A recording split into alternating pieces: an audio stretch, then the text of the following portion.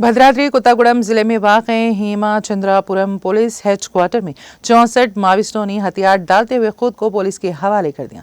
इस मौके पर multi zone 1 IG Chandrashekhar Reddy, जिले एसपी रोहित राजू और सीआरपीएफ के औहदेदार मौजूद थे। इस मौके पर खिताब करते हुए मल्टी जोन 1 के आईजी चंद्रशेखर रेड्डी ने कहा कि माओनवाज पार्टी में मुख्तलिफ कायडर्स में काम करने वाले छत्तीसगढ़ रियासत से ताल्लुक रखने वाले 64 माओनवाज पार्टी के अरकान ने भद्राद्री कोत्तागुड़म जिला पुलिस और सीआरपीएफ फोर्सेस के सामने खुद सुपुर्दगी की, जिनमें 48 मर्द और 16 खवातीन शामिल हैं। आईजी ने कहा है कि उन्होंने हुकूमत तेलंगाना के ज़ेर एहतमाम ऑपरेशन ज्योता प्रोग्राम के एक हिस्से के तौर पर हथियार डाले हैं।